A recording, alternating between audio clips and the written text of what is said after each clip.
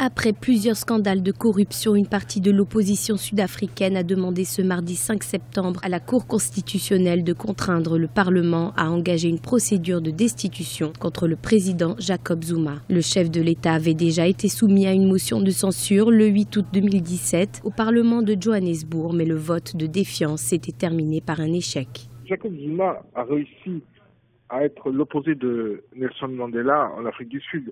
C'est quelqu'un qui aujourd'hui a réussi à développer un sentiment d'exaspération au niveau de la population. Il est soutenu par l'ANC parce que l'ANC ne veut pas perdre le pouvoir, ne veut pas perdre la face, mais il est soutenu vraiment du bout des doigts par les leaders de l'ANC qui aimeraient bien se débarrasser de lui.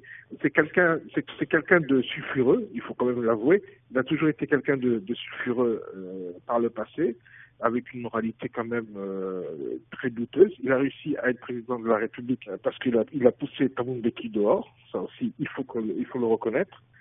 Maintenant, le souci qu'on a avec lui, c'est que il pose des problèmes de corruption. Jacob Zuma pose des problèmes plus que de solutions. Dans une affaire d'abus de biens sociaux, Jacob Zuma avait refusé de rembourser l'argent dépensé par le Trésor public pour des travaux de modernisation de sa résidence privée de la province de KwaZulu-Natal. Il en a finalement rendu une partie, soit plus d'un demi-million d'euros, après un jugement rendu en 2016 par la Cour constitutionnelle qui l'a reconnu coupable de violation de la loi fondamentale. Nous demandons à la Cour d'ordonner au Parlement d'examiner si le président doit être destitué ou non. Le comportement du président n'a pas été examiné à la loupe. Ce que nous demandons, c'est qu'il y ait une enquête sur son comportement dans le cadre d'une procédure de destitution. Le président Jacob Zuma a jusqu'à présent survécu à plusieurs motions de défiance. Il s'agit de la dernière tentative en date de l'opposition pour faire tomber le chef de l'État. Au pouvoir depuis 2009 et dont le second mandat expire en 2019, Jacob Zuma, âgé de 75 ans, ne se représentera pas à ce poste.